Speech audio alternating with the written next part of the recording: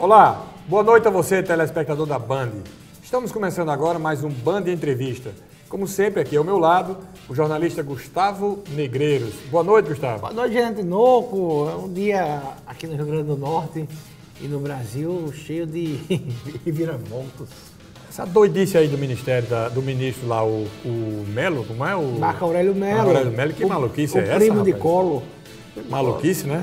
Ministro do STF, a gente vai já falar aqui no programa que isso dá assunto para 3 programas. Vamos falar aqui sobre os destaques da política, os assuntos locais. E depois uma entrevista bem interessante, leve, como a gente sempre faz aqui, com o artista plástico Sérgio Oliveira. Eu chamo ele de Serginho Azol, porque ele assina assim, Azol. É um radicado em São Paulo, com passagem no exterior, morou fora. Grande criativo. Nós voltamos já. A Justiça Eleitoral indeferiu o mandado de segurança impetrado pelo deputado estadual eleito Sandro Pimentel, do PSOL, contra uma decisão proferida ontem, que atendeu a pedido do Ministério Público Eleitoral e impediu que Sandro fosse diplomado como deputado na tarde de hoje. E aí, Gustavo Negreiros? Olha, gente, Sandro não foi diplomado. Isso significa dizer o quê? O que é que vai acontecer? A diplomação vai para o Roberto Paulino, que é o primeiro suplente dele. E Sandro vai ficar suspenso, porque a diplomação é um pré-requisito para a posse. E Roberto Paulino foi diplomado? Vai ser diplomado. Hoje? Ah. Foi hoje tarde? Sim. Aí vai ser diplomado, mas assim, é uma diplomação promissória. Ele aí vai ser diplomado com o primeiro suplente e vai assumir que já que o cara Sandro não tem um pré-requisito para tomar posse, que é o diploma. Você chega no diploma, aí deposita o diploma no departamento, do local de referente. Não ficou claro para mim ainda qual foi o problema da candidatura de Sandro Pimentel. Rapaz, o que foi que houve? prestação de conta amadora. Prestação de conta amadora. Você vinha falando aqui, né? O pessoal tá brincando com essa história, sabe, gente? O Sandro está numa situação bem complicada. Ontem foi a Adriana Magalhães, a juíza que suspendeu a diplomação dele. Aí houve o recurso, hoje o recurso do mandado de segurança, que não deixa de ser um tipo de recurso. Ao pleno foi? Não, foi também? caiu na mão do juiz federal, que agora falta, não estou lembrado do nome.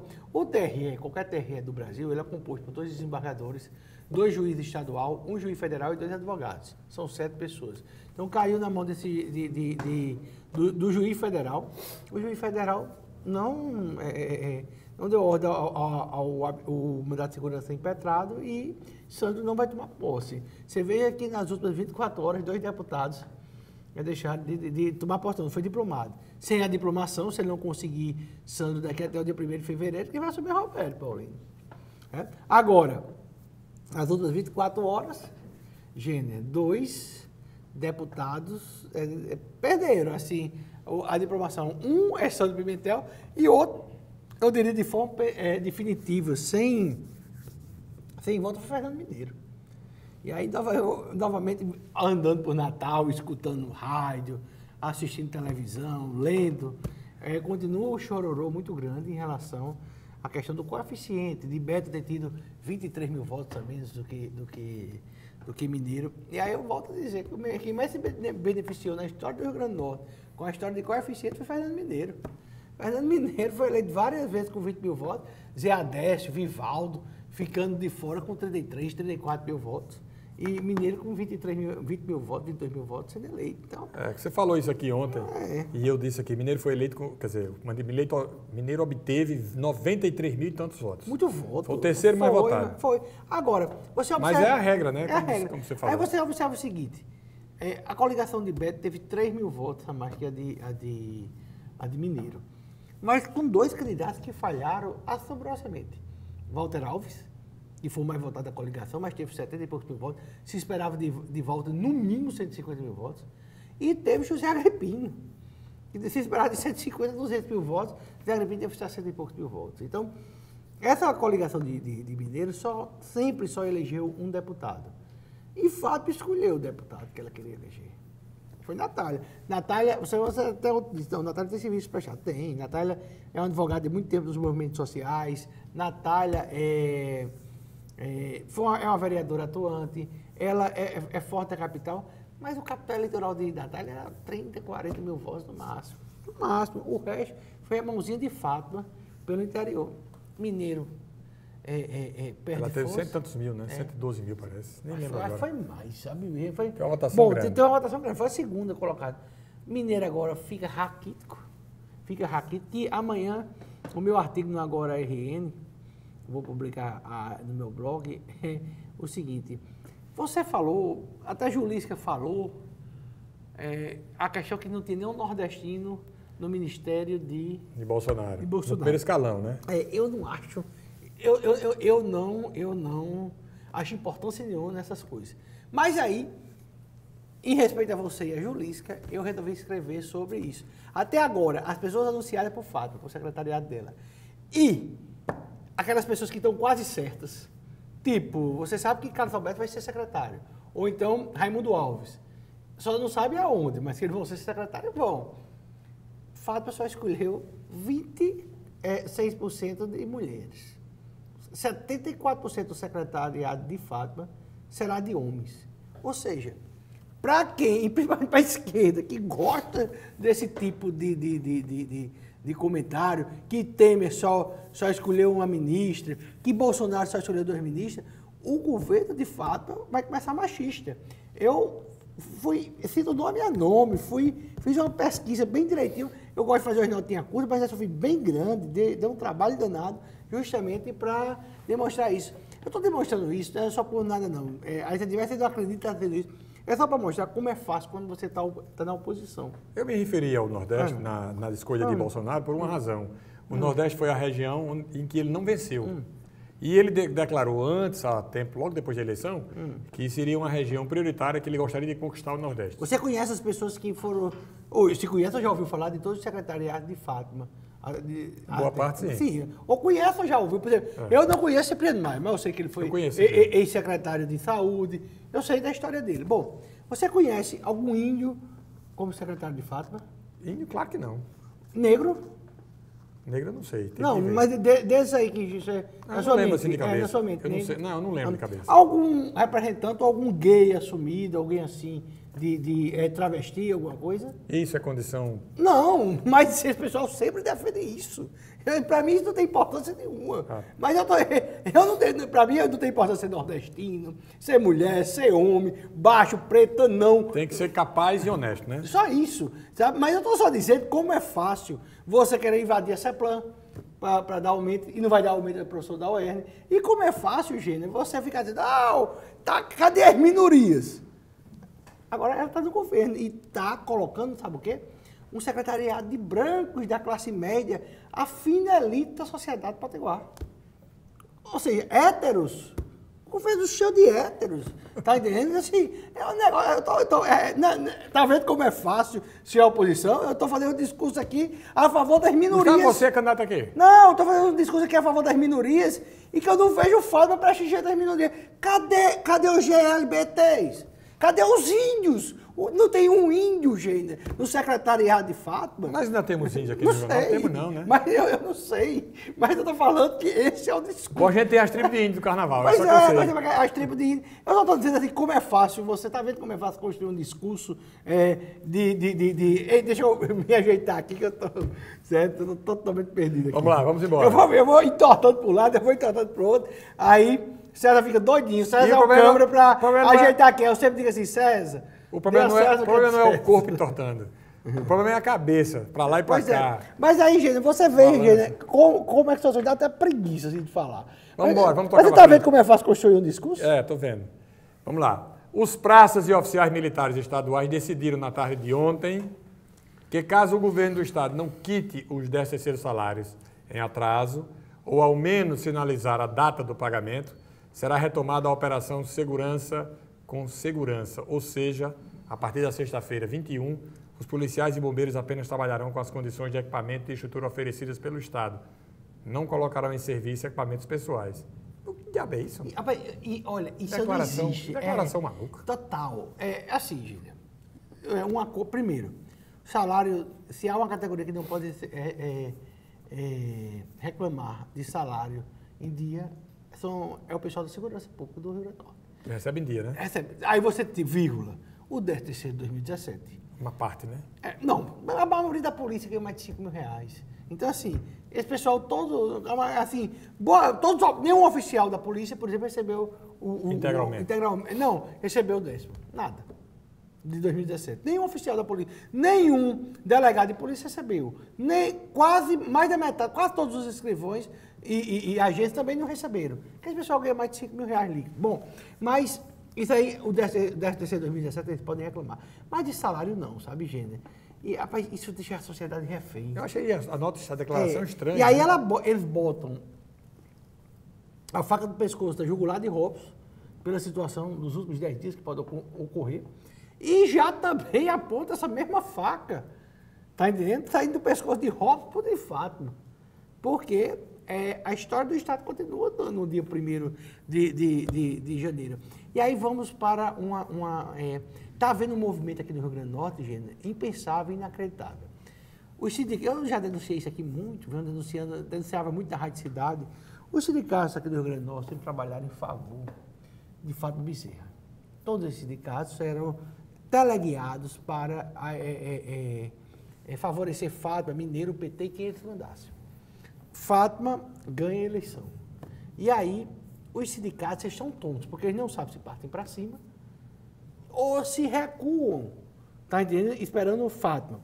A base, que não são aqueles cabeças que são sempre as mesmas pessoas que lideram, está começando a desconfiar da capacidade das lideranças sindicais de negociar.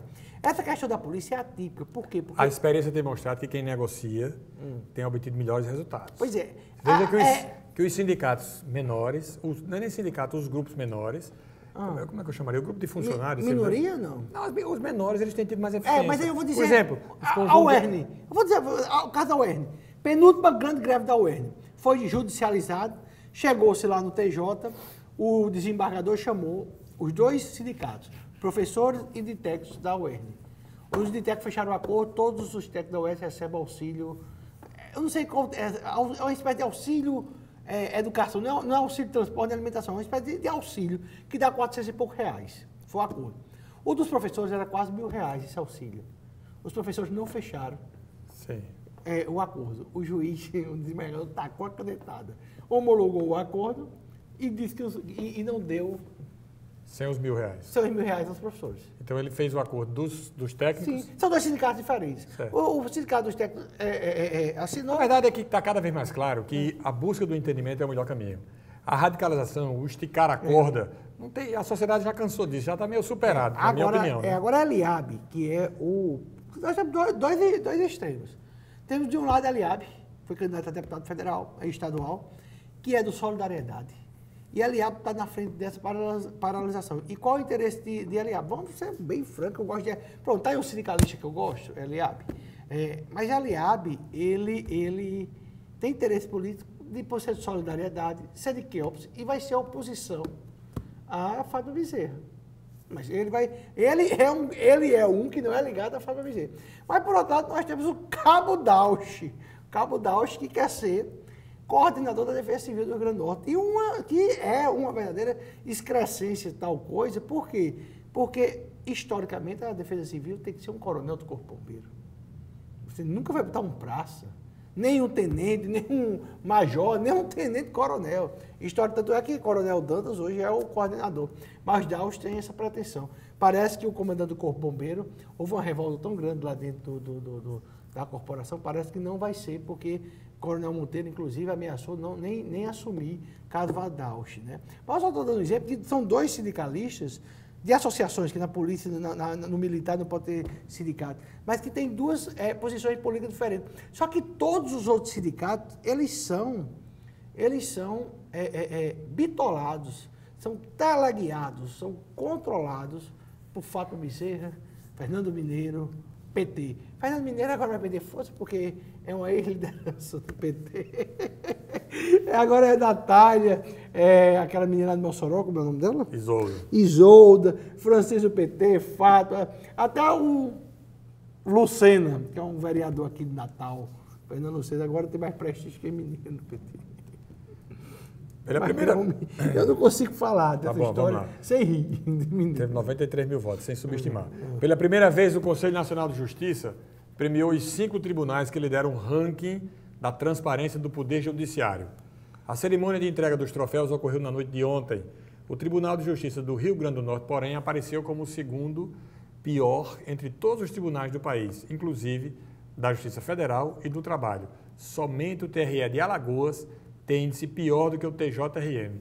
É um dado ruim. Né? Eu não sabia dessa informação. Péssimo, né? É o que...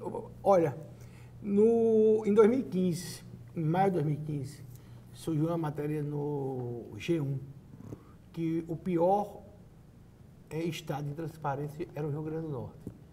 Certo? E aí eu me lembro que a oposição, o pessoal de Henrique, massacrou Robson. Eu me lembro disso. Massacrou Robson Faria, porque Robson Faria era o governador. Só que Robson Faria tinha herdade, né? Tinha 5 meses de governo, certo? E aí massacraram, que Robson escondia que Robson era aquilo. Hoje é o segundo melhor estado do Nordeste e o sétimo do Brasil em transparência. Ou seja, para um estado... O Rio Grande do Norte ser sétimo em alguma coisa, que não for coisa ruim, é muita coisa, porque o Rio Grande do Norte tem que estar sempre brigando ali pelo 28º, que é o nosso lugar. A gente vai em 28º, a gente está bem em todos os cenários, porque quem é que é pior que a gente? São aqueles 3 ex-territórios, né? Roraima, Rondônia e Amapá, eles são piores que a gente. E aí, Alagoas e Sergipe. Pronto. Tirando esses 5 aí, tá entendendo? Aí a gente tem a obrigação de estar na frente desses 5. O resto a gente pode perder todo mundo. Então, no caso da gente hoje ser o sétimo melhor em transparência, aquela velha história, sabe? Eu sou suspeito de falar, eu sou cargo comissionado do governo do Estado, mas de todas as áreas o governo Robson foi de excelência. Aí você, vírgula, segurança pública e essa questão dos servidores, que aí de fato... Se você fizer um comparativo com o governo anterior, então é disparado na frente. Disparado, certo? Agora, apesar de toda a crise financeira que o país enfrentou, da pior época, a pior seca da história, mas isso mesmo. Foi um tocador de obras, né? Mas a gente que conta história... Aliás, você falou de tocador de obras, me ocorreu agora. Dia 27 vai ser inaugurado o Museu da Rampa, finalmente. Está ficando belíssimo. Eu vi hoje de manhã as imagens. Turístico. E você aí, viu? Para mim é bom porque é o seguinte, como ele fica ali... Na Ribeira. É quase na Ribeira. Ali é Rocas, né? Mas é pertinho da Ribeira. E gera fluxo. Quando se instalou lá na Ribeira, lá nas Rocas também, o Distrito Naval, houve um incremento no fluxo de automóvel muito grande ali na Ribeira. Gente, não é uma luta nossa aí que a gente falava muito e depois a gente parou de falar. A questão do Forte Reis Magos, sabe? Que falamos ontem. Que vai ser fechado agora no dia 3 de janeiro e só reabre em novembro uma obra grande que será feita, tem um recurso alocado e que vai ser Fátima Bezerra que vai inaugurar. Parabéns a Fátima. Agora eu espero que Fátima tenha a grandeza de ceder aquela fortaleza, aquele forte, para iniciativa privada, para explorar. Seria ceder, não, fazer, quer dizer, uma concessão para um restaurante. Uma concessão para um restaurante. A lei permite? Permite. Você não prédio histórico, uma coisa, ele é tombado, né? E você, se não permitisse, como é que a Colombo estaria lá a confeitaria Colombo estaria lá no Forte Copacabana? Sabe? Então, assim, permite. Agora, vá ao governo dizer assim, olha, vai ser de graça. Meu amigo, eu daria... Não pode ser. Tem que fazer uma licitação. E o drama, eu sei. O problema do processo licitatório é que vai vencer, certamente, o pior restaurante, os melhores. Mas eu dou uma sugestão à comissão de licitação lá de Fátima, que vai ajeitar isso. Você bota assim, ó, tem que ter no seu cardápio um prato chamado Ponta Negra, que vem 16 camarões, 8 de cada lado. Aí vai ser... Que vai ser, o pratinho tem que ter uma listinha, laranjinha, assim, tem que ter 3 restaurantes, 4 restaurantes, 2 em shopping, um em Ponta Negra, um de frente para o outro, aí bota todas as características. Aí vão dizer que direcionou a licitação e vai dar problema. O fato é o seguinte, o processo licitatório, ele tem o objetivo do processo licitatório, claro, ele é justíssimo, quer dizer, você dá condições de participação. Ocorre o seguinte, a licitação por preço, nem sempre ou quase nunca significa dizer que é o melhor serviço. Porque você pega um restaurante como Camarões... Aí vai concorrer com o cara que fornece aquele tipo presídio de Alcaçuz. Aí você não tem todo o custo. Mas aí tem técnica, tem várias modalidades de licitação. É complicado, Se a professora Patrícia estivesse aqui, eu dizia as 4, mas como eu não... Eu não sou aluno bom, aí eu não lembro dessas 4. A professora Patrícia é minha ex-namorada. O presidente Michel... Não, porque as pessoas geralmente têm raiva de ex, né? Eu quero ver tudo. Eu não gostei. São muitos, São, o meu currículo é grande. De Ridim a Mossoró? De Ridim a Mossoró, já passei por Tibau também, Fortaleza, já vai para todo canto. Eu Eu acho que eu não arranjei assim. Lá. Pronto, eu nunca arranjei um namorado numa festa, você acredita? Mas até em velório eu já arranjei. Agora em festa eu nunca fui bom, não dá porque eu já ia acompanhado. Vamos, isso é um juízo grande.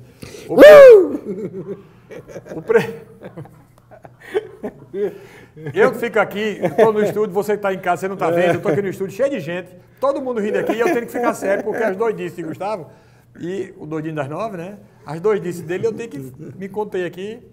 Mas eu posso tocar? Posso continuar? O presidente da República, Michel Temer, disse hoje, na última reunião com a sua equipe ministerial, que sentirá falta dos gritos de fora Temer, que ocorreu durante manifestações que pediam a sua saída do cargo. Ele disse, eu até vou sentir muita falta do fora Temer, mas eram manifestações políticas, que quando falavam é porque eu estava dentro. Agora estarei fora mesmo, mas levou tempo, levou 2 anos e meio. Uma declaração meio sem nexo, né? Porque teve que ser magnânimo. E aí ele tenta copiar um ex-presidente que foi, e ele conseguiu continuar na carreira política até a eternidade, que é Zé Sarney, aquela múmia lá do Maranhão. Que era magnânimo Zé Sarney?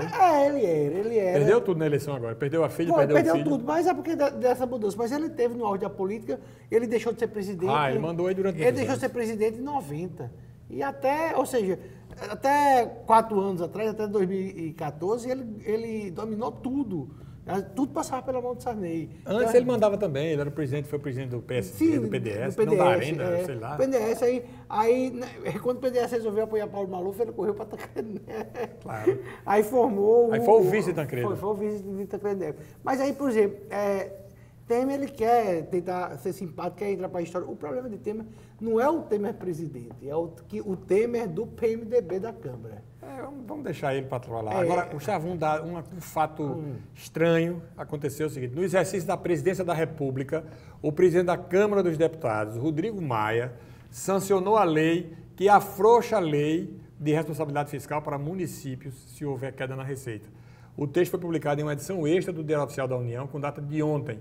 Hoje, o presidente Temer, que estava viajando, divulgou uma nota dizendo que a matéria foi sancionada enquanto ele estava fora para a reunião do Mercosul e que ele pretendia votar. Ou seja, Rodrigo Maia sentou na cadeira da presidência e sancionou uma lei que ele conduziu à aprovação dentro da Câmara dos Deputados sem sequer conversar com Temer.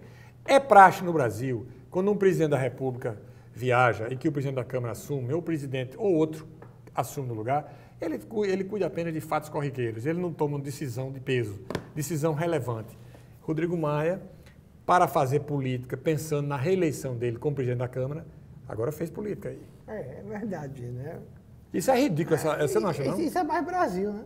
É a nossa cara. Ou seja, isso aqui é a cara da política do Brasil, isso aqui é um retrato cru. E aí, vamos falar em política, eu não sei nem se está no script aí essa questão, Gênia, do que aconteceu hoje à tarde em relação a Luiz Inácio Lula da Silva. Na verdade, não é igual em relação a Luiz Inácio Lula da Silva, é em relação à decisão do ministro Marco Aurélio Mello, que, a despeito do plenário, do colegiado do Supremo Tribunal Federal ter aprovado a prisão em segunda instância, a execução da pena em segunda instância, ele deu uma canetada hoje que atinge 169 mil pessoas. 24% dos presos do Brasil serão beneficiados com essa decisão dele. E a revelia do colegiado em que ele participa, ele deu uma decisão monocrática, dizendo que só pode ser preso ao trânsito do julgado, né? Olha, ele... Aliás, Gustavo... Ele vai contra o princípio do colegiado, que é um dos princípios que deve, inclusive, tratar todos os tribunais. E está pautado pelo atual presidente, Dias Toffoli, para ser discutido dentro do Supremo Tribunal Federal no dia 10 de abril que vem. Anota essa data que é dia do meu aniversário. 10 de abril é seu aniversário? Então, você acha que vai dar o quê? Presente para você? Eu queria de presente para mim que Lula continuasse preso. Não, mas não é Lula. Não, aí não está o problema. É a decisão... Não tem nada a ver. Você acha que Marco Aurélio estava pensando no cabo que está aqui em Alcaçuz, ou que está lá na Mar de Negócio lá em Mossoró? Eu não sei, não. Eu sei. O prêmio de colo, Marco Aurélio, ele estava pensando em Lula. Isso foi a decisão. Agora, o que é que pode ocorrer? Eu até coloquei no meu blog, agora da hora eu botei. Agora muita gente está falando, o Toffoli pode avocar. Avocar para ele é o quê? Chamar a responsabilidade. É, como diz no futebol, matar no peito. Eu achei um absurdo dos absurdos essa decisão do ministro Marco Aurélio. Aí você vê uma decisão de má fé porque o tribunal tem entrado em recesso.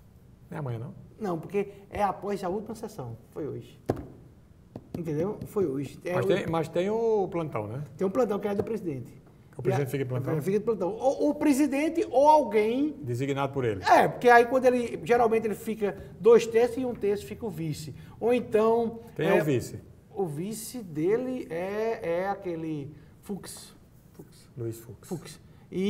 Ou então fica... Aí depois vai pelo tempo. Pelo tempo. Então o decano... Celso de Mello. Aí depois Marco Aurélio, depois aí vai. Bom, o fato é que Gilmar Mendes... O fato é que Toffoli vai avocar.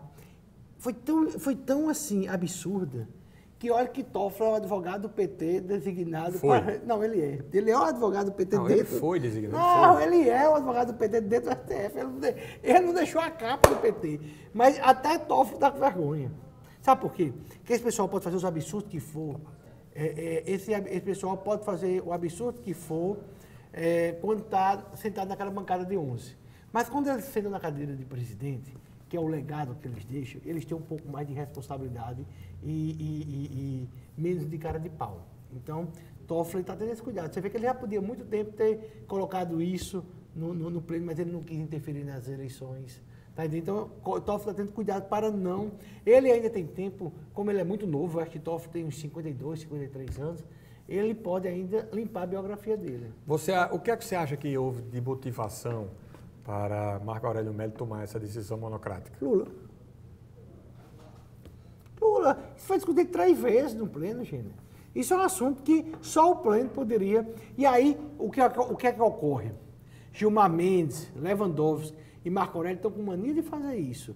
Agora, por exemplo, Celso de Mello não faz não. Carmen Lúcia não faz não. O que é que um bom juiz e o que um bom ministro faz quando eles vão tomar uma decisão? Ele faz assim, olha, apesar de não concordar com tal decisão, mas respeitando o colegiado, dou isso. Então, qualquer que fosse o habeas corpus em relação à liberdade em segunda instância, se fosse um ministro responsável, Marco Aurélio faria o seguinte, ele disse, olha, meu entendimento é que só pode começar a cumprir a pena após o trânsito julgado da questão, porém respeitando o princípio do colegiado e a decisão do dia tal, no resto e tal. Sigo e não concedo. Tá entendendo? E não concedo. Então, isso é que se faz. Por quê? Porque, diferente da primeira instância, que a mente do juiz é só a mente dele, ele é sozinho, solitário,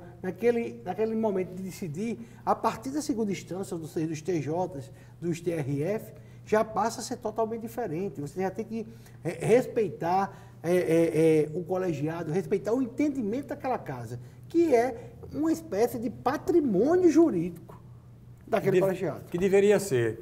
O sentimento que eu tenho, pelo que eu escutei agora, no começo da noite, à tardinha, foi de desolação da sociedade em relação ao STF e todo mundo dizendo, tinha razão aquele passageiro daquele voo em que estava lá o ministro Lewandowski.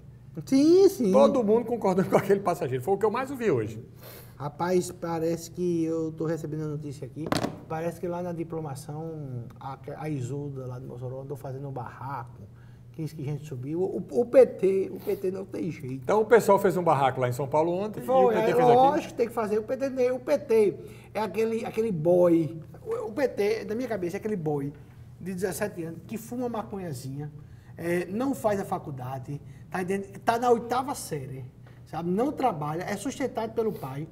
E mesmo morando sozinho, ele foge de casa, revoltado. Então, assim, aquele rebelde sem causa, tá entendendo? Então, assim, a governadora do estado é Fátima Bezerra, eleita com 1 milhão de votos. Ou seja, é a governadora mais votada da história do Rio Grande do Norte. E o que é que a RECA, a patota de Isolda faz? Um barraco.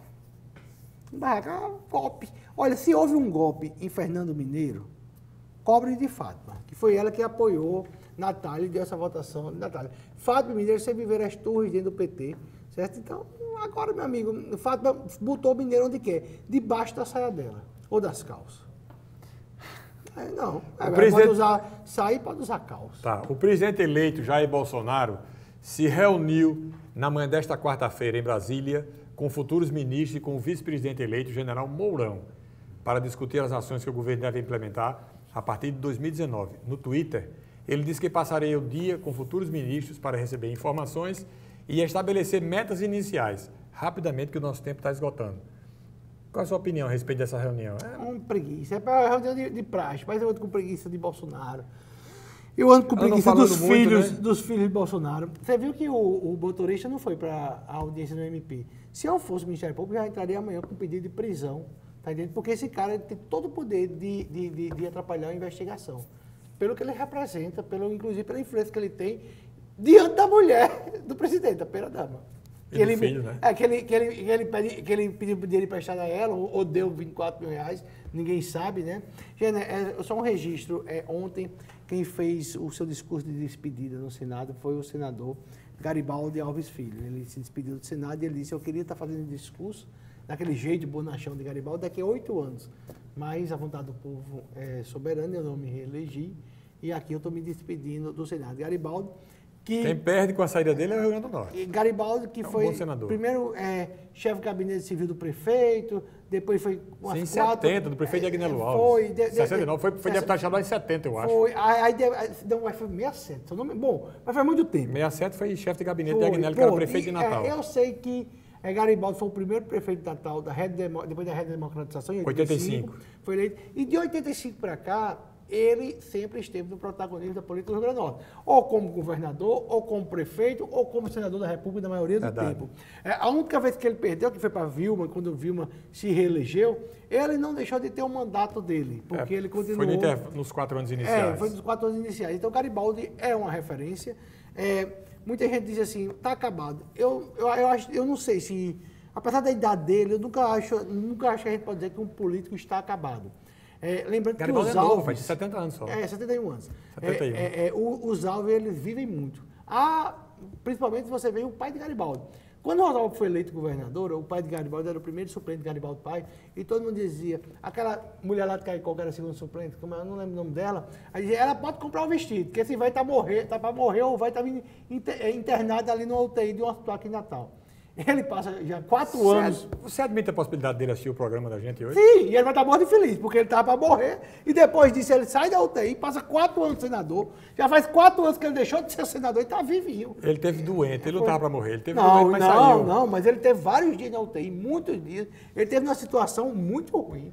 Com pneumonia, é muito ruim. Vai com pneumonia, desinteria e queda, são 3 coisas que matam velho. Tá, e ele consegue escapar bem ao ponto de ser mais 4 anos de senador e está 4 anos vivo.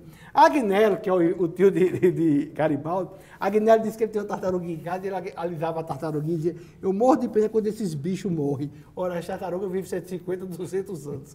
E Agnello também foi outro que viveu muito, eles vivem muito. Então, Garibaldi, pode ser que daqui a 2 anos, 4 anos, esteja um menino, bem, sabe? E aí volte para a política do Rio Grande do Norte. Lembrando, só um detalhe, estou falando feito o homem que bebeu água de chocalho. Mas Garibaldi, ele também enfrentou, um dado é que a gente tem que dizer, foi a primeira campanha de Garibaldi sem o primo dele, Henrique Eduardo Alves, participar diretamente. Garibaldi sempre foi um homem de votos e Henrique sempre foi um homem de articulação e de dinheiro. Nessa campanha, da estrutura da campanha. Né? Nessa campanha, Henrique não participou. Garibaldi foi o 4º mais votado. Coincidência ou não, isso aconteceu. Nós vamos agora para um rápido intervalo e depois nós voltamos com a entrevista com o artista plástico Sérgio Oliveira, o Azol. Voltamos já. Voltamos agora para um bate-papo com o desenhista, artista plástico, pintor, cineasta Sérgio Oliveira, mais conhecido como Azol. É um apelido que ele gosta, uma definição que ele mesmo usou. Não é isso? É a minha assinatura, né? Sim, é a assinatura dele, as nossas peças. O trabalho artístico dele, eu sou testemunha, é belíssimo. Eu já visitei, ele tem ele tem um ateliê em casa lá em São Paulo, espetacular. Eu fui lá, fiz uma visita lá e já vi uma exposição que ele fez aqui. Me liga aí, o mercado tá bom para quem cria? Tá concorrido, né? O mercado tá muito bom também para os que gostam de fazer muito espetáculo, né? Sim. Vista esses grandes artistas, como o chinês, o Ai Weiwei, que está expondo em São Paulo, Vicky Muniz, esse pessoal que gosta de fazer muito espetáculo e espetáculo atrai muito público, né? Sim. Desde sempre. E o mercado está muito forte, está aquecido, passou por um período aí, está passando pelo período de crise, mas tem... Tudo passou por uma crise no Brasil, né? Tudo. Mas esse mercado atinge uma população... Uma fatia... muito restrita, né? Tanto é que existe um movimento muito forte dos equipamentos culturais, principalmente em São Paulo, de abrir suas portas para democratizar a arte, né? Para a grande população. Mas pode democratizar com os preços?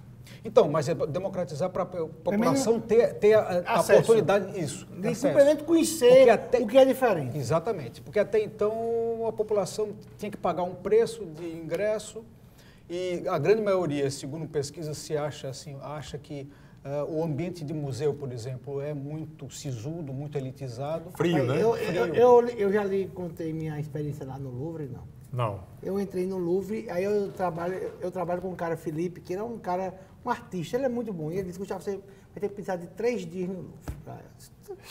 De quê? De 3? 3 dias no livro para poder conhecer tudo. O Louvre. Aí eu entrei lá e com 15 minutos eu cheguei na Mona Lisa. Né? O cara tirou uma acanhada, eu tinha passado por uma ala gay, que era o renascentismo, cheio de piroca. E aí eu olhei assim, aí eu olhei para a namorada e disse, vamos embora. Ela disse, vamos, eu meti o pé na carreira. Sabe? Depois passou 15 minutos no Louvre? Foi. Aí eu só sosseguei quando eu vi na saída tinha assim, uma placa do McDonald's, da Apple e outra da Starbucks. Eu disse, pronto, estou em casa. Aí... Me admiro você não ter vergonha de dizer isso. Mas vamos voltar Deixa eu lhe dizer uma coisa. O trabalho de Serginho, para você que está ouvindo aí, ele assina como Azol, eu vou chamar ele de Serginho. Absurdo. O trabalho dele, ele tem um trabalho bacana com um tema ligado a Mossoró, que é o tema do Lampião. Uma exposição que ele fez. Foi ano passado aquilo? Foi em 2015 que eu fiz a exposição aqui no Solar Bela Vista. Já, parece que foi ontem. Em novembro, nesse período final de ano. Aí você retratou o que de Lampião? Então, eu fiz um trabalho de pesquisa em cima da estética do cangaço. A indumentária, a forma como o bando de Virgulino criou, né? Estabeleceu uma estética para se apresentar ao mundo, né? E eu trabalhei muito em cima desse universo. E aí comecei a pintar, comecei a fazer esculturas, desenhos, esculturas e colagens também. E aí o pessoal do Solar Bela Vista me chamou para fazer essa exposição. Mas isso, e a partir dessa pesquisa eu comecei a explorar também outras plataformas, né? Fiz murais também, inclusive está fazendo 2 anos o mural que eu fiz aqui no Instituto Câmara Cascudo, na Ribeira, que eu fiz em 2016, em comemoração aos 30 anos de falecimento do mestre Cascudo. Cascudo que hoje eu acho o maior nome da arte do Rio Grande do Norte. Exatamente. Acho que é o maior nome do Rio Grande do Norte. De todos. De tudo. Certamente.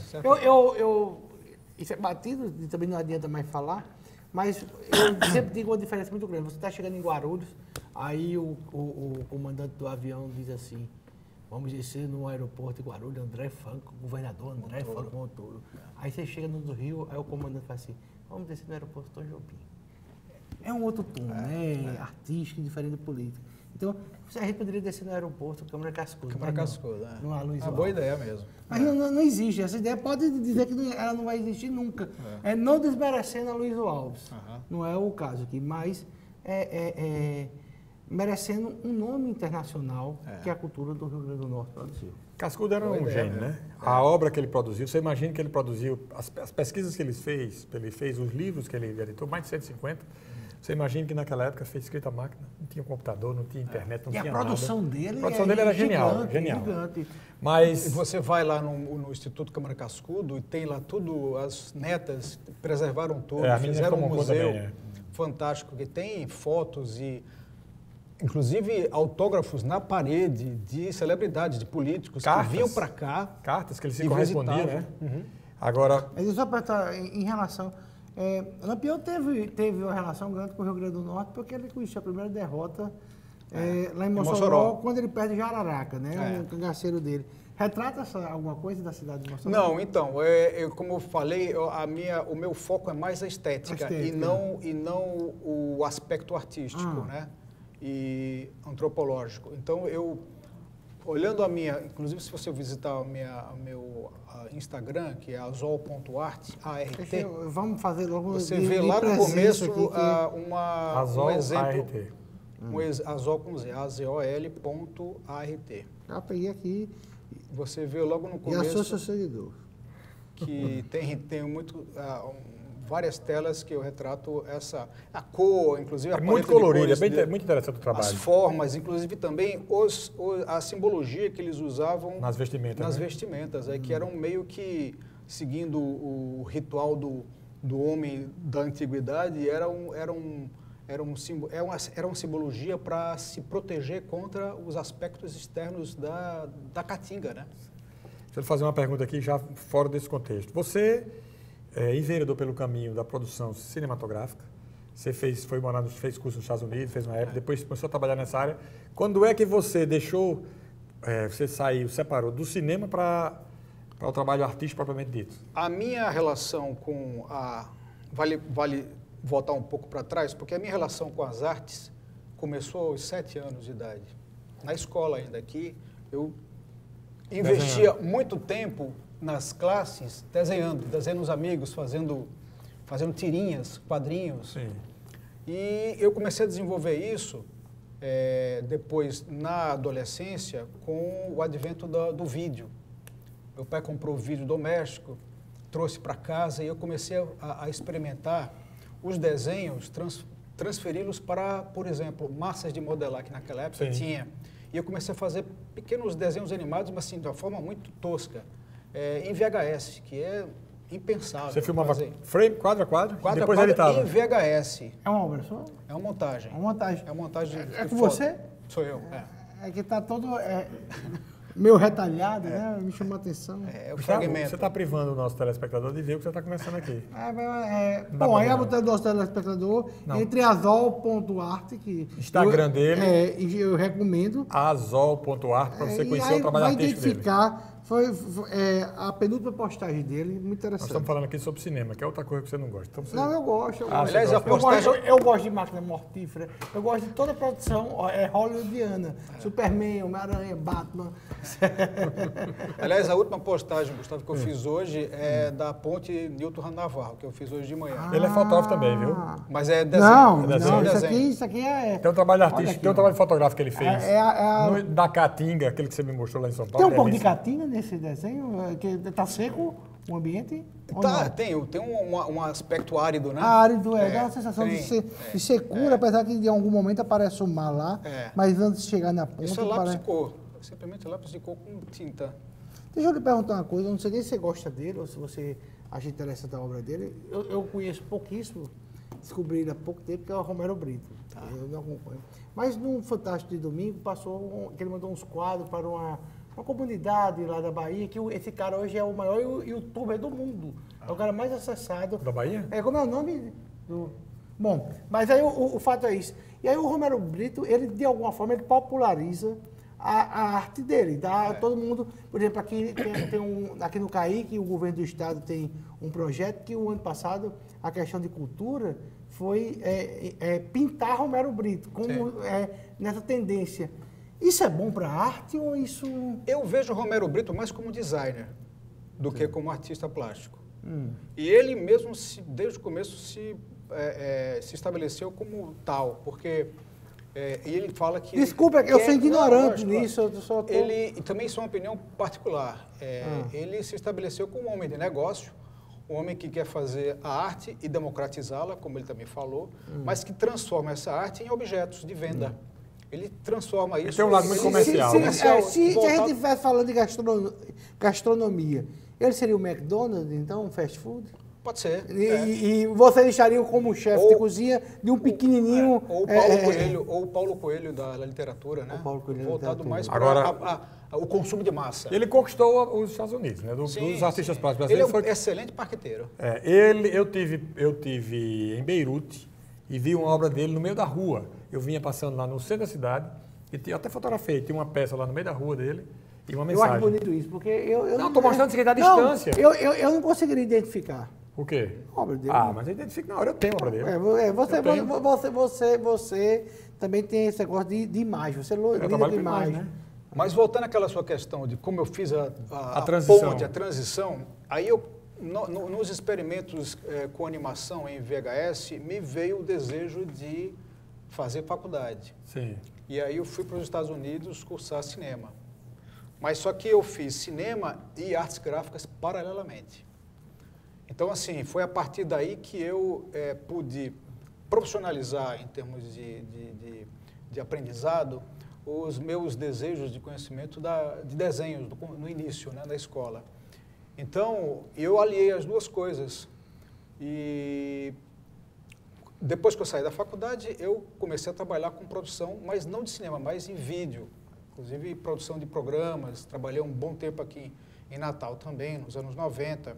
Fui para São Paulo, montei uma produtora, mas lá na frente a vida começou a me mostrar que o caminho era outro e eu começava a me ver mais como um consumidor de cinema e vídeo do que um realizador. Certo.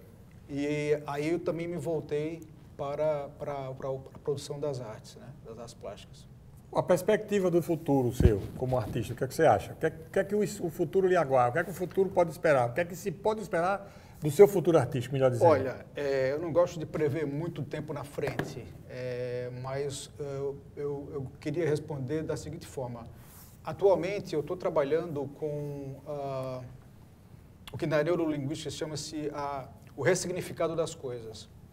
Ao longo desse ano todo, eu trabalhei, fiquei focado muito na produção de telas e esculturas de sucata. E eu encontrei no lixo da sucata a oportunidade de você encontrar o que antes serviu para uma utilidade, uma peça de liquidificador, ou um motor de máquina, ou uma placa que fechava sei lá, o que seja, estava jogado no lixo, estava jogado no pátio da sucata. Eu trouxe para casa e montei uma escultura com, sabe, montei e dei um novo sentido. Um filtro e dei um novo sentido para essa peça. Aí eu volto a essa pintura que não pergunte se ele é doido, não. Não, eu estou entendendo. Pode ser inclusive que eu não esteja entendendo, mas quando você faz essa pintura aqui, da Ponte Newton Navarro, com essa outra perspectiva, é dando um ressignificado a ela também ou não? É a sua visão dela? Não, é apenas... Porque assim, quando você diz um ressignificado, eu nunca imaginei aquela ponte árida. Eu imagino aquela ponte molhada. Eu imagino ela com sol, com vida. Você imagina, a gente tem discutido aqui no nosso programa sobre isso, você imagina aquela ponte cheia de edifício do lado. Também, com arranha-céu. Arranha-céu de 150 metros. 150 metros, não, 150 andares. 150 andares. Multiplica por 3 dá 400 metros. Então, é através dos olhos do artista que você consegue enxergar de outra forma. Que é isso aí? Existem possibilidades. Ela pode não ser verdadeira, não existe verdade, ou talvez existe verdade em tudo que você olha, mas é verdade que eu estou conseguindo enxergar ali, você tem o seu ponto de vista, a sua verdade, você tem outra, ele tem outra, enfim. Então, assim, sim, inclusive eu adoro essas interpretações do espectador quando olho para a minha arte, porque ele, às vezes, me faz enxergar também de outra forma. Que não foi a sua ideia. Que originalmente não foi minha ideia. E eu adoro isso. Isso aí, agrega. Isso é muito comum em criação. Eu estou dizendo que acontece comigo em propaganda. Por exemplo, eu sempre tenho... você disse que eu não gosto de cinema, mas eu gosto e o que às vezes me chama a atenção e muitas vezes decepciona, por exemplo, você lê um livro onde você é o diretor da cena. Você vai lendo e você vai imaginando e vai criando o ambiente de acordo com o que você está lendo. E aí você vai assistir um filme que aquela cena foi criada pelo diretor do filme. Que é a cena que ele imaginou daquele livro. Que às vezes é diferente da sua. Totalmente. E aí você às vezes cria algo, você diz, não era isso. Ou às vezes você se surpreende, mas é muito difícil se surpreender. Geralmente a sua ideia daquele cenário é melhor porque você teve a ideia. Isso que ele falou é muito comum na minha área. Eu faço um anúncio, aconteceu já muito comigo. Hoje a gente faz poucos anúncios para jornal, mas a gente fazia muito anúncio. Faz muito anúncio hoje para redes sociais, peça para televisão. Então eu fazia um anúncio publicitário e publicava. E aí eu chegava num restaurante e uma pessoa disse, eu gostei daquele seu anúncio. Aí fazia uma interpretação completamente diferente daquela que eu criei. Embora tivesse o mesmo título, a mesma imagem, a mesma foto, eu lia de um jeito, eu fiz pensando de um jeito e o cara pensou de outro. Quando eu ainda ia a museu, que eu não vou mais, mas... Eu vou sempre. Mas volte. Rapaz, eu fiz a promessa. Museu é bom demais. A única museu que eu gostei, que eu fui, foi aquele dos dinossauros lá de Nova York. É isso. Aquele. Museu de História Natural. De História Natural. Mas o de arte moderna, eu disse, meu Deus do céu, o que é que eu tô fazendo? Me tirem daqui, que eu não tô perdido. Desculpe, mas... Eu digo aqui o seguinte... Isso Ei, quais são as 3 coisas que o seu avô dizia com K que mata, velho? Qual é? Não sei não. Catarro, Não sei não. caganeira, qual é a outra? Peraí, Gustavo. E queda. Com Gustavo. K, eu acho outro, viu? Maluco. Vovô de Qual é? novo ou foi vovô? Seu avô negreiro. Não, diga aí. Deixa eu dizer aqui, os negreiros de Mossoró, a gente, se você não sabe, os negreiros de Mossoró são assim, são muito inteligentes, porém, o excesso de inteligência os faz doido. Doido, eu digo que ele é o doidinho. Deixa eu lhe fazer uma pergunta seguinte. Qual a importância da cor no seu trabalho criativo? Por que é que eu pergunto isso? A cor é uma coisa que me marca muito. Sou publicista como publicitário. Como uma pessoa de comunicação, eu também sou um cara das artes gráficas que gosto muito. E quase sempre o trabalho nosso é muito colorido. Eu trabalho muito, eu gosto muito de cor forte, de cor quente. E é uma característica nossa aqui do Nordeste, sobretudo do Rio Grande do Norte, de Pernambuco, da Paraíba. Nós temos essas características em relação a cores quentes. Que importância tem no seu trabalho? Ela é de extrema relevância porque as cores, a paleta, ela mexe muito com o humor da pessoa, com as sensações. E eu ouvia muito quando eu fiz essa exposição do Solar Bela Vista, a resposta que as pessoas me davam com relação à explosão de cores que eu usei naquela coleção. Que isso trazia muita alegria, muita felicidade, muito sentimento gostoso. Que acende o ambiente, né? Euforia. E eu acho interessante isso porque, através disso, eu consegui jogar um pouco de luz numa tragédia que foi o cangaço. Né? Você conseguir encontrar poesia na desgraça. Dar oportunidade de enxergar com outros olhos. Né? Porque também a estética é muito linda do cangaço, e que era o meu foco. Né? Inclusive, ela era considerada por autoridades aí no meio, a roupa, a indumentária do cangaço, como uma das mais complicadas e sofisticadas da história, superando o samurai japonês ou o guerreiro medieval da Europa, né? Isso é a origem lá de vocês? Não, só passou lá por... Passou, levou uma surra e foi embora. Essa história da surra é mal contada, né? Não. Foi uma surra de bala? Ele perdeu o braço direito dele. Foi uma surra de bala? Gustavo, certamente algum avô seu, bisavô, estava no meio dos caras que... Um avô, sim. Um dos avós estava lá ele morava ali na Praça São Vicente, que... Há controvérsia, você diz, que ficou lá por trás do... Não, mas de fato... Lá por trás dos montes. De fato, ele estava... A cidade pequena, e tinha que alguém tomar a frente, né? Não existia esse negócio de polícia. É mínima a força policial. Gênia mencionou uma exposição de fotos que eu tenho pronta lá em São Paulo, mas ainda está dependendo da liberação, do PROAC, que é o sistema de incentivo lá do Estado. Existe incentivo para... Existe, só que existe uma fila imensa de espera, né? E eu estou nela, né? Eu fui bater porta de empresas e não encontro porque todo mundo já está comprometido. Para viabilizar. Então, porque você recebe o crédito, esse crédito tem que ser pago. O aval para ir coletar, né? Fazer a coleta, mas aí... O aval você já teve? Já tive, já do Estado. Então, não consegue viabilizar ainda? Ainda não, está parado, esperando, né? E essa exposição é com base em 2 viagens que eu fiz para o sertão, de Pernambuco, Bahia, Sergipe, Alagoas, e aqui no Rio Grande do Norte, buscando as trilhas do cangaço. Qual foi a cidade do Rio Grande do Norte que você foi? Aí eu fiz o Seridó, eu fui até também o Oeste, Caraúbas, e terminei em Mossoró. Sua origem também, né? Minha origem é Parelhas, Mossoró, Caraúbas. E inclusive também fui a Catolé do Rocha. Eu sempre me tranquilizo quando eu vejo um cara de Parelhas, de Caraúbas, porque Você pode ser pior do que eu, que sou do Bolsonaro. Você é um maluco. Eu acho ótimo, eu sou do Caicó. Eu digo, oh, legal. Você gosta? Estou me lembrando aqui de uma história de Caicó, mas eu vou falar aqui, não dá mais tempo. O papo com o Sérgio Oliveira foi excelente, mas o tempo terminou. Agradeço a sua participação, Sérgio. Obrigado a você. Se vier aqui em Natal, passa aqui no Band Entrevista. Nós voltamos amanhã à noite. Boa noite.